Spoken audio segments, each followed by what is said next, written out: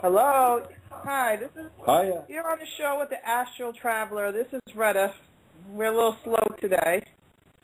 You didn't hear my intro music, but that's okay. It's been a crazy week. You can call in at 646-915-8020. Again, 646-915-8020. You can call in anytime. I'm talking right now. I've been losing track of time. I don't know if anybody else has. 1 minute, it's like 1 o'clock. I look back at the clock, and it's like 7 o'clock. And it's been acting up with my dreaming state, too. I've been sleeping, and I've never experienced what I've been experiencing the last week or so, where I'm constantly, for the whole time I'm sleeping, I'm going into lucid, to astral, to regular dream, and I have to consciously realize what's real and what's not real and where am I at, and that's strange. I guess that's the way of the spirit letting you know you ain't mastered it all yet. So if anybody else has been going through that, let me know. Yes, for constant, at least 8 to 9 hours. Usually when you astral travel, when you're in sleep state, it feels like you're gone for 15, 20 minutes, but it's only been like 1, 2, maybe 5 minutes in our time. But time in the other dimensions, there is no time. So it was strange that in this time, it was happening the whole duration of me sleeping for hours. And it was kind of hard to try to bring things back from these different planes because I was just constantly going into different dream states. And so that was strange.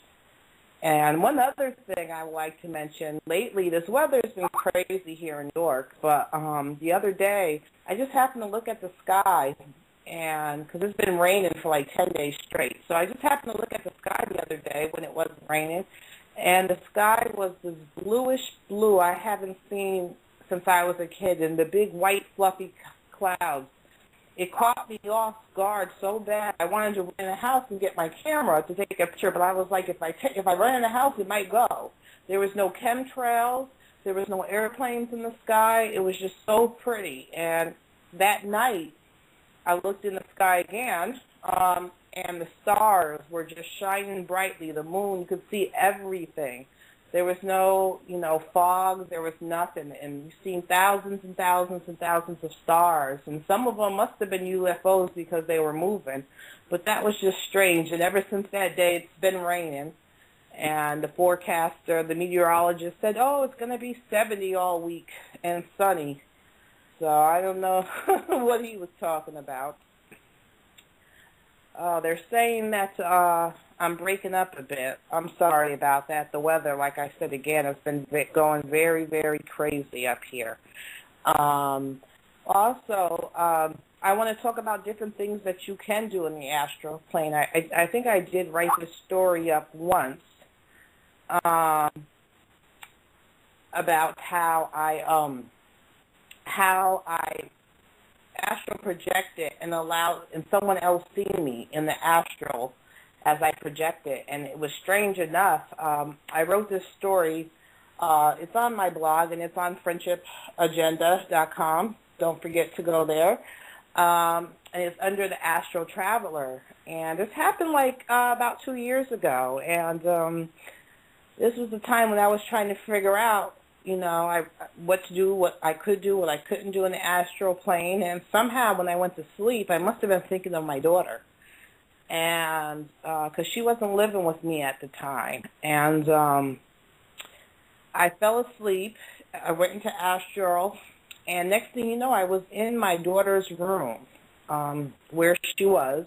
I had to describe everything, the wall, furniture, everything, and she was laying in bed, and I was so happy to see her, I jumped on the bed, and she woke up startled, and she's like, Mom, leave me alone, and she pushed me away, and she kept pushing me away, like, Mom, I'm sleeping, and then she fell back to sleep, and I left. I started laughing, and I left, and I started going on other things, and it just so happened she stopped by my house the next day for dinner. And I was like, Ashanea. She was like, yes, Mom. I said, did you notice anything strange last night or early this morning? She looked at me and her eyes got really big. She was like, how did you know? And I said, I was there. She said, you know what, Ma? I thought you were there. She said, I thought I was going crazy. She said, I seen you at the edge of my bed, but she said, I shook my head, and I really didn't think it was you. She said, it was. I told my best friends, my mother was in my room last night, and she was like, she said her friends were looking at her like she's crazy. Your mother wasn't here. So I just thought that that's other confirmation that you can get when you do astral travel. You can start experimenting. So, sometimes people need assurances that, yes, what I'm doing is, real and it's not fake and I'm not making this up in my head. So I do suggest sometimes that you can, show yourself to people. You can go back. It's kind of like remote viewing. People talk about how remote viewing is. We really haven't got into that, but how remote viewing isn't that hard. I guess there's the military way where you do latitude, longitude, and all that. I don't know about that. All I do is think. I think of a time, I think of a date that I want to go to, and instantaneously I'm there. But it's kind of hard sometimes. You really have to concentrate, because if you think of like a date, it could be past, present, future. So you really have to try to, be clear in your thought pattern so that you don't, so next thing you know, you won't go in the past. But you can notice that by what people are wearing and the clothes they are. And the way I suggest too is to try to stay close to where you know. Like if you're going to you can go to your mother's house and astral project. I don't suggest going to an ex's, because I did that before, and boy oh boy, I don't suggest you do that. I seen something I didn't want to see. But go to a friend's house and even let them know. If I astral project, can I come see you? And some people are very open. They're like, yeah, you can come see me. Some people are like, no. I usually try not to astral project to somebody's house or room unless I get permission, because I think it is kind of invasive. So even though we're being watched 24/7 by different entities in different dimensions that can see us, it's different when you know someone can pop in at you at any time. So that's one of the things I suggest. Also, like I said, you can go to the Akashic records. Each place is somewhere different. There's different Akashic records. You can think of one in your head, and you can go. And when you do go in there, it's like a library, whether it's a big, beautiful place or a regular one, and with your thought, you don't talk. I remember one time going to the Akashic records, and there was somebody by me, and she was trying to talk with her mouth, explaining what she wanted, and the guy behind the counter wasn't paying her any attention. So I had to tell her, no, you have to use your thoughts. And she was like, thank you, and then she continued on. You'll see other people in there, but just use a thought. Think of, you want to see your past lives, you can think of it. You can think of future lives if you want to see it. You can go in the future. You can go in the past. It's more easier to go in the past than it is in the future. I do have to agree with that. So maybe the military has something with the whole latitude, longitude thing, but it can be done. Anything that you think can happen. Also, I want to talk about when you do start astral projecting, I want you to remove the fear, because these entities, especially if you're closer to Earth, they kind of feed off your fear. And when you're closer to Earth, when you first come out your body, you're closer to Earth, you're closer to this plane. And you might see some entities, and they're not so nice. They're not so bad, but because they really can't do anything to you, but they can mess with you and aggravate you a little bit. Like when you're trying to come, I had one for a whole week. Every time I was trying to come out my body, he would choke me. and his hands were green, and I can remember his hands being green and thick and those big, thick, sharp nails. And I really don't know what he was, but he did it for a week. He choked me in my astral cord. This is before I even realized we had an astral cord. There is a cord that attaches from your physical body and then to your astral body. So it kind of keeps them two connected. It keeps them two connected until you pass away or anything like that. Then the cord is lost. But you'll never lose your spot to come back. You just have to, think of it and you'll be home because you're always attached. The two bodies are always attached.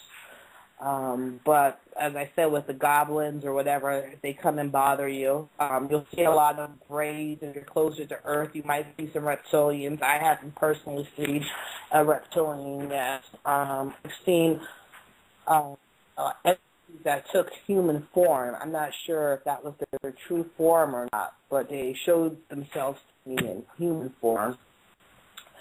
So I'm just rambling. I see we have a call from 732. Hello, Retta? Yeah. Hello, Retta. Hi, this is Juan. Hi, Juan. How are you? Oh, I'm fine. Try not to be nervous. How are you doing? Are you okay? Are you having a good show so far? Yes, I'm doing good. How's your attempt astral projecting going? But you know what? I haven't really tried. But you know what? I have been interested in going at it again. The reason I called is because like the message that I sent you. I figured it'd be helpful to bring up my experiences when I was younger, when I was like 16 or 17, or around about that age, to I don't know, bring it up so that if people have issues with it, maybe they can seek some sort of solace or remedy or whatever from that. Oh, go ahead. I'm interested. Okay, no. Well, I remember when I first got the internet, I was looking into the new agey stuff, for lack of a better term, and I found out all about astral projection, and I thought it was great and all that, and I wanted to try it. And I remember reading, I think it was on a couple of different places. The one website that I keep remembering, that it was more prominent that I keep remembering was Ann Barnes' Astral Voyage, or no, I think it was called astralvoyage.com, and she had a sort of a mantra saying, "Body asleep, mind awake," which was helpful. And what I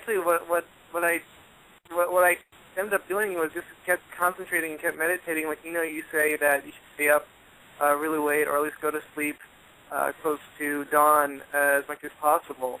Well, those days I could, but what ended up happening was when I would feel some sort of separation, I guess, taking place, I would become very anxious. My heart rate would go up, my heartbeat, I would increase, I would start to breathe more. I felt like a sort of a mini panic attack. Like there was I guess I kept feeling like no, you shouldn't go out, you shouldn't do this. And after this happened, like I don't know, an obstacle. After this happened like a few times, I used to decide to stop and maybe return to it some other time. And really quickly, I just wanted to add too that I feel like I was more, I don't know, I guess my astral body was more married to my physical body at that time than it is now. I just feel like now I'm much more relaxed and have much more experience now that I'm older, to really try it and maybe make some sort of effort. And you know what? Maybe I've already gone out there so many times, I just can't remember. I mean, Juan, yeah. Juan, were you sleeping on your back at the time? I was. I find, even with myself, sleeping on your back it kind of makes you lose a little bit of control. I feel maybe because I'm a little control freak, but I never really successfully astral project from my back. I guess it's because it's too much of a free falling effect. It feels like you're just falling, and it kind of startles you, and Um, that could be the reason why, where you're getting that rush falling effect and bring anxiety. Do you know that other suggestions told you in the past? I know you said it's hard to do, but sometimes you can even wake yourself up with the alarm clock at like 3 o'clock and then go back. But lay on your side or your stomach. You'll have so much better results, and you'll lose that fear because it's more of as a gentle fall for a little bit, and it goes into a zoom. And when you're zooming, you're flying. So that's interesting. You just reminded me of a frequent occurrence that happens to me, and maybe maybe you know the answer to this. I think I kind of know already, but sometimes I feel like I'll be almost falling asleep. I'm on that verge, and I'm drifting off, and all of a sudden I feel like I'm falling. Like all of a sudden I'll feel like it's weird because I feel like my body is levitating, and then all of a sudden I'll feel like I just fell into the bed. And the bed shakes and everything. It's like a coma. Yes, that's true. Most of the time when you astral travel, you'll go as soon as your head hits that pillow. Yeah. Your body is asleep, but your brain is up, and then you go right into that astral. It usually happens as soon as you lay down. So yeah, when you were feeling that falling effect, you were outside your body. That's cool. That's what it was. That's as soon as you put your head down, you usually go right into an astral travel. And once you get used to it, it'll happen more and more, and it'll happen while you're like I said, it's been going on for me for like the last week and a half with these solar flares. I've been into an astral, and then a dream, then the lucid, and then an astral continuously for the whole sleep period. But it usually happens as soon as your head hits the pillow, your body's asleep, your body's shut down, but your brain is still going. So you're consciously, so you'll be able to control. You're up, so you're feeling that zooming feeling. Go with it. Have one thought in your head. Say somewhere you want to go. Just think, where's the one place? Have a plan before. Just one place you want to go. So when you have that feeling, have that thought in your head. I want to go to the beach. I want to go to my mother house. I want to go to the moon. Right. And you'll zoom and you'll be right there. So yeah, if that's what you're experiencing, and people who don't have time, I know it's kind of hard, but yeah, set your alarm at 3 o'clock in the morning. Just you getting up, waking up to turn off the alarm, and you laying back down will get you into an astral astral projection. Right.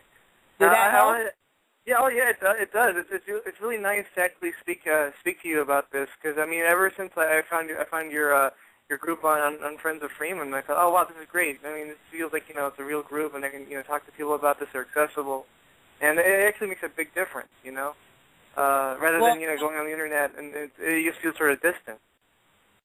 Well, thank you, Juan. That's what my whole thing about doing this whole show, to have people explore. We go through it. Everybody does it every day, whether you remember or you don't remember. We do it every day, and it's very important, especially in this time where we're coming back to self.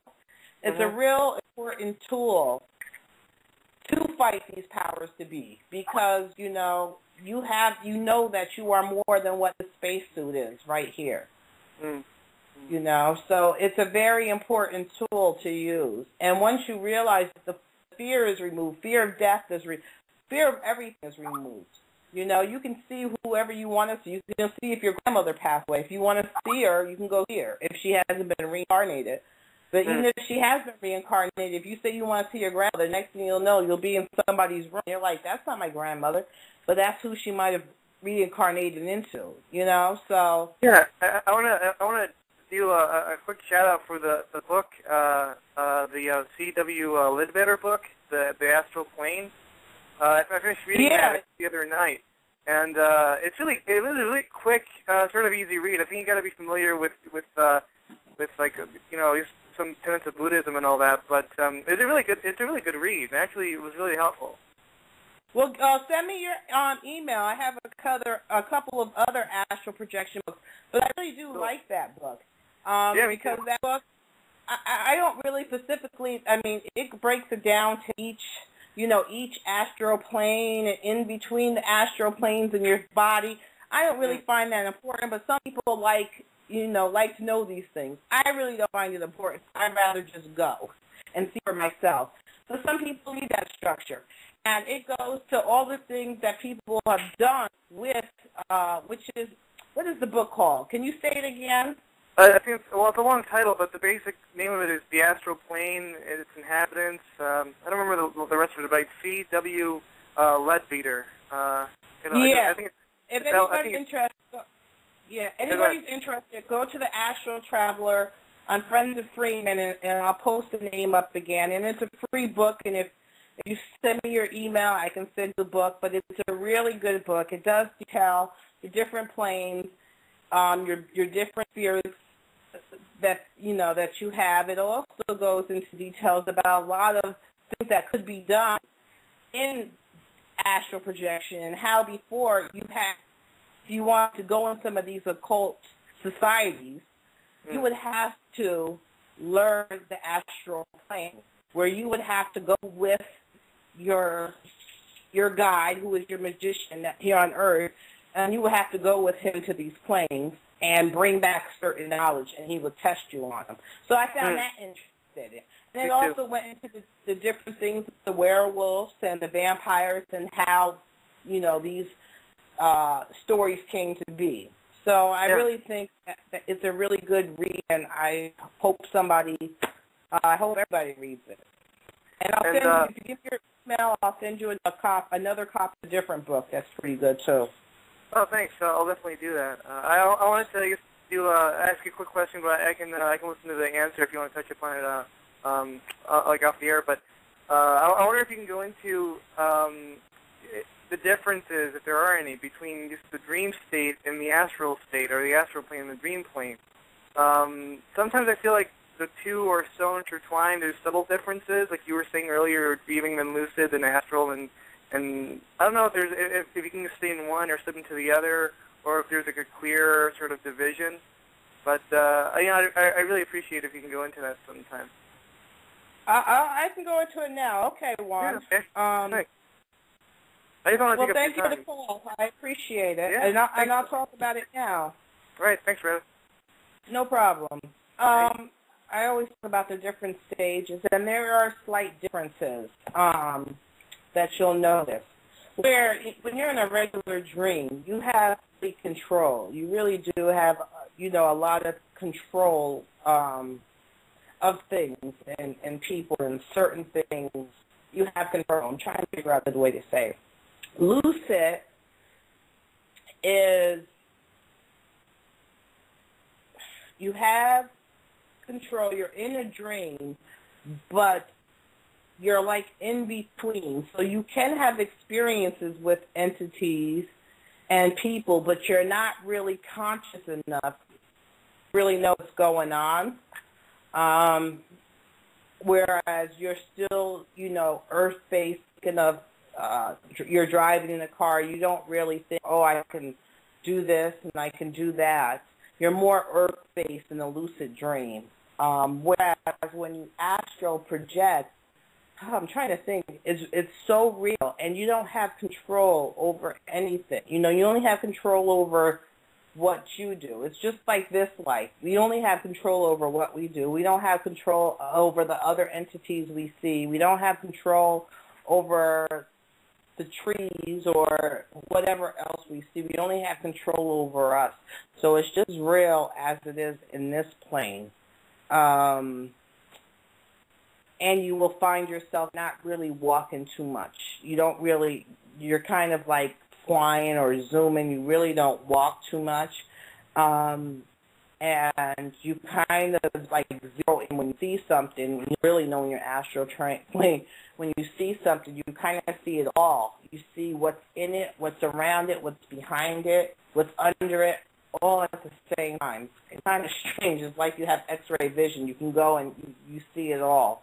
Whereas in the dream state, you really don't have any control over anything. It's, you're just going through the motions, and it's just a dream. I'm trying to it's kind of hard. I had it written out a little bit better than this, but the lucid is that you're controlled. You're kind of conscious. You know you're in a dream. Where astral project, you know you're not in a dream. You know everything around you is just as real. But in a lucid dream, you know you're dreaming. And you can go from lucid to astral. And you will know that because little things like you'll feel a zoom or a little buzz. And that's when you know when you're going from either or. But that's what happened to me the other day. I was going from lucid dream to astral to regular dream, and I was all mixed up. I had to consciously think, where am I? Is this real? Who am I? What's going on? And it was kind of strange. It kind of threw me off my game because I never had that happen. I think a lot more is going to start happening with these solar flares. And my friend Jay is saying that they've been having a lot of solar flares lately. And I've always said I look at the sun as an energy source. And I believe that the sun and these solar flares are throwing us energy, and they are redoing our DNA, and this energy is just coming in, and the powers to be are trying to do whatever they can to try to stop it. But you can't stop the sun. It's going to come in. They're trying to stop the effects by putting these chemtrails up there, by all these sunscreens that are being used, which is crazy. I've never seen skin cancer until like the last 20 years. It's been skin cancer. And I think that the skin cancer is from what they've been doing. It's the aluminum and the barium that they have up there, and it's shining down. I think right now with the solar flares, everything, just think of it as a hug coming for us, because the more that these solar flares happen, the more it's going to wake us up. And don't feed into the fear, that these solar flares, watch out, it's going to end the world as to be. Yeah, it's going to end, the world as could be how we are now and bring us into the next. So, we're all going to have some weird experiences. Like I said, I've been losing track of time. Even today, I wasn't really so prepared today because next thing you know, it was, time for the show, and I thought I had at least 5 hours still. So that's how things have been going. But I'm glad Juan called in, and if anybody else has any different questions, call in. Call in, share your experiences. That's what we're here for. We're here to talk about it and to discuss and to understand what's really going on. And one of the reasons why I always talk about the astral plane and how important it is because you can go right to source. You really can. If you want to see God, I actually tried to see God one day, and it was a weird experience. It looked like that Michelangelo picture that he has, and it was kind of strange. I'm like, wow, that was my experience. When I asked to see God, just a hand came down and caressed my hand from above. It looked just like the picture.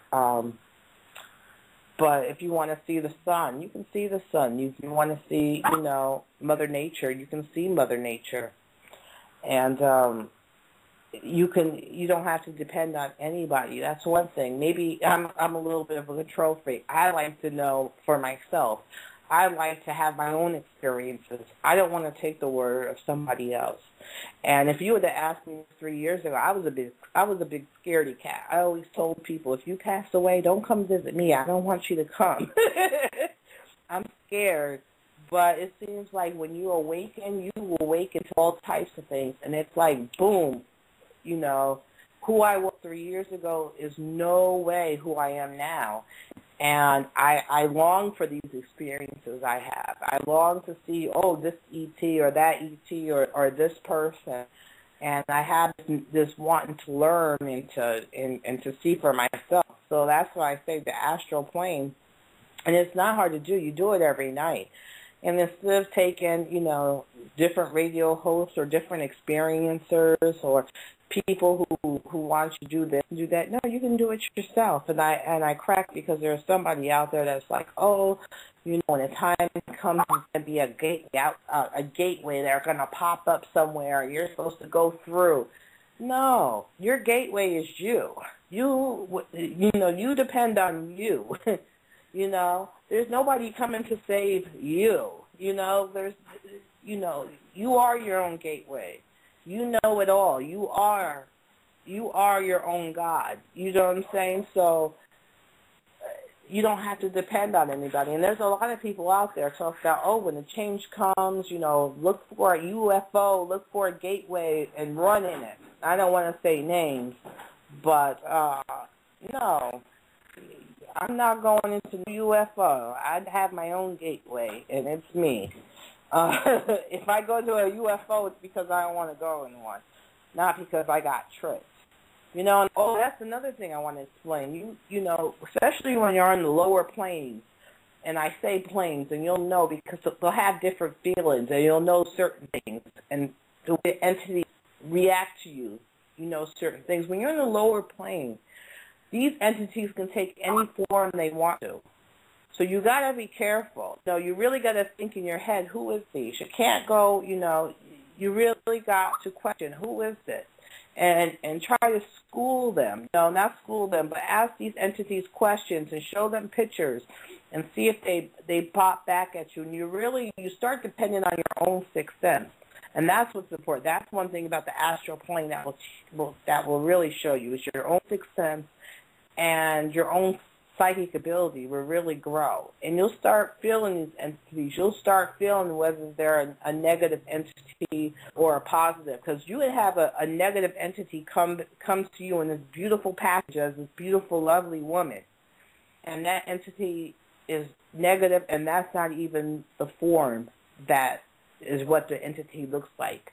The entity comes in the form that you would be okay with. So you got to watch that. You really got to start using your gut. Even in astral plane, you have your own instincts. That doesn't go away. Your brain is just as sharp there that it might be a little bit more sharp because your skills are a little tuned. Your hearing's better. Your eyesight's better. You start using these senses that we have lost on this plane. So I just want to say everything that's not glitter is not gold. So you really got to be careful and not really trust all these entities the very first time. You really got to understand them and really feel them out psychically and really, see what their vibe is. And if you feel like it's not good, then it's not good. You'll know. Let's see, what else can we talk about the astral plane?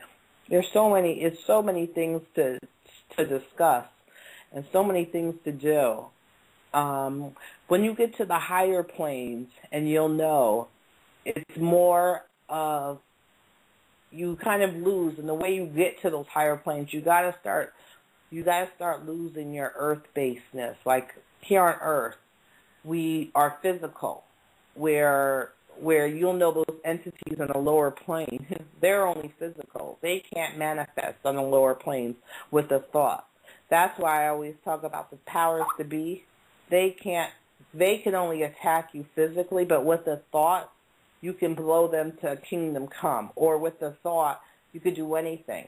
So they're more scared of you than you are of them. So don't let them put fear, because they feed off the fear. And when you're in those planes, just think, I'm trying to teach you guys to let go of this earthly plane and just use thought, your own intuition, your thoughts, focus them. If you want to bring something back, you really got to focus on what's going on and really try to remember in your head, like, I don't want to forget this, and try to really remember it. And as soon as you get in your body, you have a chance to forget. So I suggest you have a piece of paper or a book nearby and write it down, because you'll be surprised. Sometimes I get a little lazy, and I'll astral project, and I'm like, I should get up and write it down, but I'm tired. And then I'll go back to sleep, and I'll forget. It could have been an important lesson, or it could have been something really I needed to share, and I didn't, because I didn't write it down. So I'm getting better with it too, but I suggest you always keep a book nearby. Sometimes I turn it off because, it could happen every night for me. I don't know if I want to I don't want to astral project every night. A couple nights a week is good. Every night, I don't want to. So you can turn that off too. And sometimes they'll try to, I had someone ask me, she said she was so scared. Well, when you're in between the planes, they can still communicate with you. So I've learned too, when I'm sleeping and I really didn't want to wake up, but I'm still not in my body, still just above my body just a little bit. I'm separated just a little bit. And they've talked to me in my ear or try to whisper in my ear. So that will happen too. These entities will try to get your attention. And as I said before, like that whole week, like a week ago, the last week, I've been going through astral, dream state, lucid all at the same time. And I felt my body, my spiritual body, my astral body was floating the whole time. If somebody would have came in my house or walked down the stairs while I was asleep, they would have seen me outside my body. I felt that I wasn't completely in my body, which I thought that's something strange. And Jay had told me that day there was a lot of solar flares, so I think that's one of the reasons. You'll know when, just like when one called, he was like, I felt like I was outside my body. You know when you're outside your body. You have that knowledge base where, I'm not really in my body. And it happens. I suggest nobody sleep on their, back if you're really tired. If you're really tired, if it's really late at night, don't go to sleep on your back because that's when you'll get those sleep paralysis, and they are no fun. You feel like you're in your body and you're screaming and the words aren't coming out your mouth and you can see everything around you, but you're still in your body and you have no control. That happens a lot when you're on your back. So when you're on your side, you kind of, you ease up a little bit, or on your stomach, you ease out of it, and you have more control. I suggest that too. So it'll stop your sleep paralysis, because that's a scary feeling. That used to happen to me a lot in my younger years when I really didn't know what astral projection was. And it happened in the beginning of my astral projection when I started realizing what I was actually doing. And then I found out through trial and error, it's for me sleeping on my back. So just a little thing as turning on your side or, on your stomach makes the world of difference. And for some reason, it seems like your astral body comes out a lot easier and it's not that much of a shock to you, to your consciousness. So I suggest that again. What else can we talk about?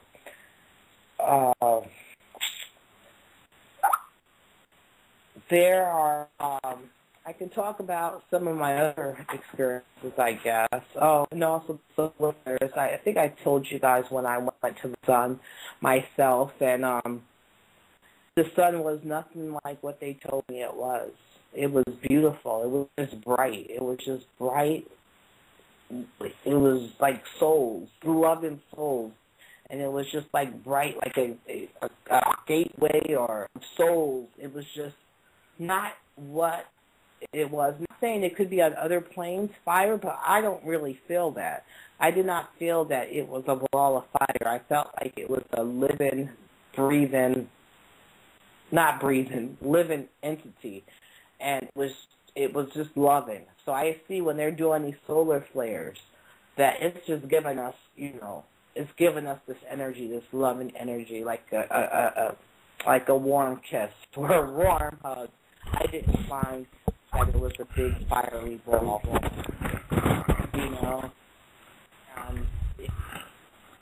Spirits in and out in different planes. It could be where the UFOs are coming in and out, because it could be a gateway, just like Jupiter. Jupiter's a sort of like a gateway too. You have to see just if you say I want to go to a planet, your planet will zoom to Jupiter like a magnet. For some reason, you'll just zoom there. And I don't understand, maybe somebody else knows the reason why Jupiter attracts us, but it really, really does. It's like a big gateway or something. And what I want to do, I had this young lady, one of the girls from Friends of Freeman, she asked me, she was like, Rhonda, were you with me Astral Traveling? I was like, I don't know, but I could have been. All you have to do, I always say, if you're scared or you're worried, you either ask for your guide. Guide will come help you. You can have a conversation with a guide if you want to at any time. There's a guide with you through your whole life. And people call them angels, people call them guides. But there is somebody with you at all times. And it's kind of strange. You don't realize. But if you really tune your attention and ask to speak to your guide, you can speak to, it could be your higher self. I don't find that my guide is my higher self. I think it's somebody else I made a contract with a long time ago. And strangely enough, I think this is my first go around on Earth. And believe me, if this is my first, I don't want to go through this again. I try to really look into my past lives and at the Akashic records, and it wasn't really what it needed to be. I was looking, but I really didn't see anything. It seemed like there was another life. It was two pictures of an older man and of a little boy, and it was the present tense. So my spirit is connected to these other people, but I really didn't have a past. So it's kind of strange. You can't see three different people on this planet. Your soul could have, merged with other ones, but I don't think I was here before. And he does astral project, go to your Akashic records. I would love to hear what your past life was. I'm still trying to explore mine. I really didn't get anywhere, and it was funny because I think the guy, the librarian I call him at the Akashic records, had a joke on me because I guess I get frustrated, and I didn't. I was actually trying to see if I was around with the time of the temples. That's what I went there for. I went there because I want to see if I was alive at the time of the pyramids and everything being built. And when he sent me my, my Akashic records, I'm looking through my book, and there was two pictures. It's a picture of this little boy with the blue and the curly blonde hair and an older Jewish-looking guy. And I'm looking like, this doesn't look like the pyramid. So I go back up to the counter, and I'm like, this is something for. I'm wanting to see if I was a person of color back in the Egyptian time. I guess he did a joke. So whatever, he gave me another book. Next thing you know, I zoomed into the body of this young lady. She had to be about 15 years old. It looked like, it kind of felt like time, but a few years back, it felt like the 80s. It really did. I had the feeling that it was the 80s. And I zoomed in her body, and she was a pack of girls, and they just committed a crime. I think it was a really bad crime, and they were gang members. And I zoomed in her body when we were running, and it was strange. I can talk about what it was. The project. Never seen I don't know what state it was, because they were not kind of projects that I'd used to see them. But I could tell that this was in a low poverty area, and they were running, and I merged into her. I seem to do that a lot lately. I kind of merge into people, and I'm really trying to control that, because sometimes I just merge into people and don't realize, oh, you're into somebody else. And I think, like I did with Reta, I went into his body and I looked through his eyes, and it's strange. I don't like to just go on somebody's body, and sometimes I have to learn how to control that a little better, because that can get you in trouble. I don't like to, merge somebody's body out. I think that's kind of wrong to do, but it kind of happens. I don't have too much control over that lately. I feel like it's a joke on me sometimes, because I'm like, where am I at? And then it's really like I realize, oh, this isn't my body, and then I have to kind of understand where I'm at and what am I seeing in front of me. So that's a lot of the astral plane. A lot of the astral plane is really trying to look what's around you, and really focus and see where you are, because you could be on this plane, you can be in this dimension, you could be on another dimension. You can see things. People want to see UFOs. You can go see it. You can go in a UFO. I don't suggest it because you don't know who's in that UFO. You can't. You might more than what you're bargained for. And it's just so many things to do, and it's just so easy to do. Like I said, it just takes the time. Either go to bed until dawn. That's what I end up doing. I don't sleep nights very well, and I astral project a lot, or wake yourself up at 3 o'clock, and that's pretty good too. You wake yourself up and go back to sleep, and you'll actually get an astral projection. And after a few times, you will become kind of a pro at it, and then you'll start figuring out different things. And it's hard. I try to explain it the best way I can, because some things that you see are so there's not language in this there's no language to describe some of the things that you'll experience and you see. And it's so strange when people wonder, well, how is it? We are really trying to describe. It's so strange because there isn't language to describe what it is that you're seeing.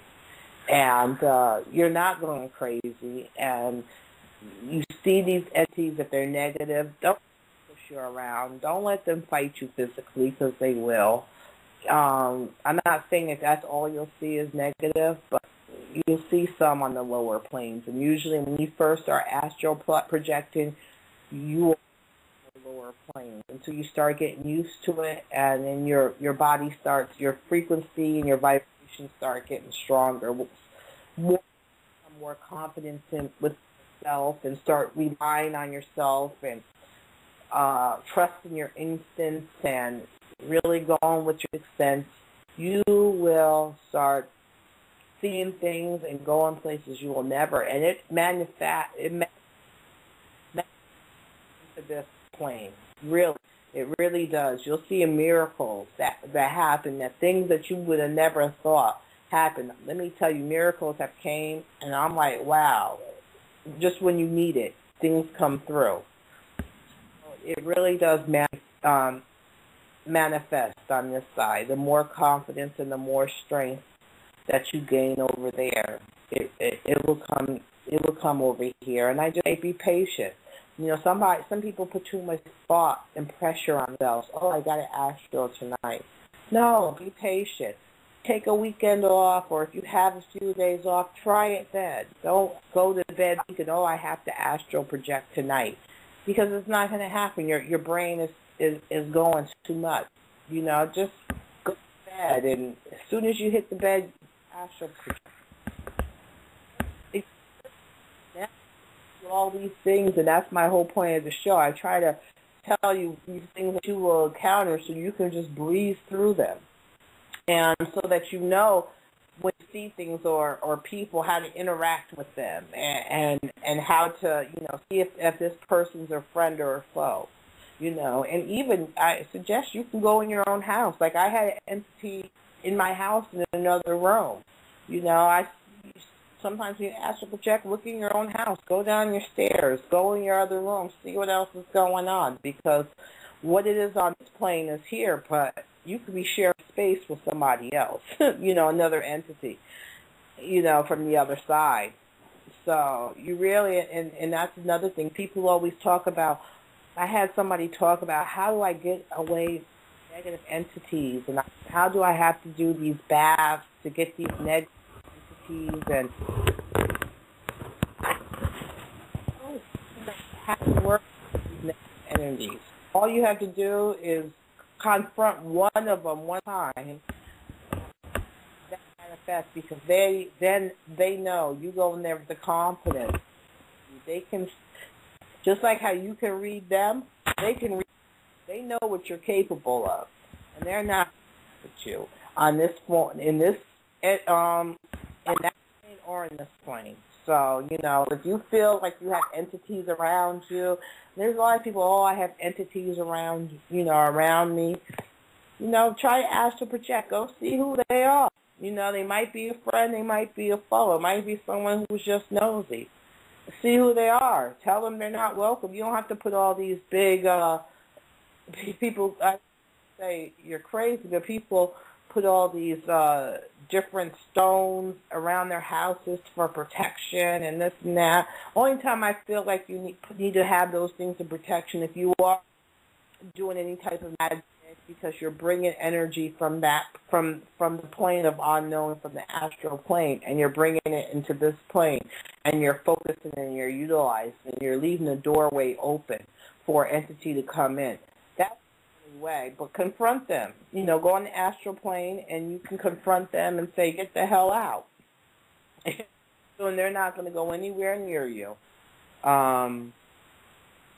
I kind of look for sometimes lately, I've been looking for entities, and I'm like, what are they? They must see me. The only people who come visit me is the land of the fairies.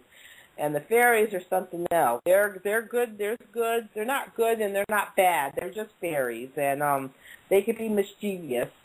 And if you ask them questions, depending how you treat them or how you talk to them and how you interact, they will either tell you the truth or mix the truth a little bit with the lie. The elementals, we call them, but the fairies, and you got to be careful. People laugh because the fairies are very sexual. And next thing you know, you'll lose track of where you're at, where you're going. You weren't supposed to be in the land of fairies. You're supposed to be somewhere else. But, you know, you'll be in the land, and they look, they call them the land of fairies, but it's in a forest. And you'll know you're in the land of the fairies because it's very forest-like. And it's not like our forest. It's like, oh my God, it's so beautiful and so green, and it's just like our forest that would be in HD. It's just so beautiful. And you'll know they're not seen or anything like that. They are, you know, they're very pretty and very handsome entities, and you'll know that you're in the land of the forest and with the fairies. And they're very helpful. You said, you know, as long as you treat them with respect. And even on the plane, you know, even when you're on this plane, treat the animals and the plants and everything with respect, because you don't know if you're going to see them on the other side. You might astral project. And they are very, you know, protective of the animals and of the plants and of everything. You know, they're good beings, but they have some mischievousness into them, you know, and they crack that. You know, every show on TV, all these myths that they show, they're not really myths. You know, they're really entities, and you realize that, wow, all these entities they're shown on TV, and they've been in our myths and our children's books and folk tales all these years, and they're actually real. And then you wonder where the author got it from, where it started. And you're like, wow, they weren't that, you know, like you think of Steven Spielberg sometimes, oh, he's a genius. No, I mean, he's a smart guy, but he took things from other planes and brought it into this plane and designed it and its entities and beings and how things were long time ago, and mixed in with what's going on now. And, you know, that's where it is. You start seeing some of these beings on, like, Star Trek, The Next Generation, and you think back after you've been astral projecting for a while on your travels, you'll be like, wow, I can see how, I was wondering how the heck do they think of a character like that? And then once you start astral projecting, you're like, that's where they got it from. They got it from the damn astral plane. They didn't make anything original. You know, they took it. They took it from there. And then you realize, wow, they've known all this the whole time, and they were in on it, and we were left behind. We had no idea. Why they're so successful? They keep all this knowledge within themselves and within their families. They've been playing with the magic and the astral plane and taking energy and doing spells on us from the beginning of time, and we just didn't realize it, you know. And take back your power. You know, you really can, and you realize when in the astral plane how powerful, you know, you truly, truly are. You know, if you think anything, and you don't even want to hurt these negative beings like the Greys or the Reds, you won't even hurt them. You realize they're nothing. You know, if I wanted to hurt you, you could kill them, but you don't, because karma. You're realizing that what they do is important. And thank you guys. I'm sorry today I was a little rambling because, like I said, the time flew by, and I didn't realize. I usually take a few hours before the show and really prepare and get my thoughts together. But somehow the time just, you know, left me, and I had to cook dinner for the kids and stuff. But I want to say thank you guys for coming, and I hope next week you guys will call in and share and feel comfortable. I know the astral projection meetings are very personal.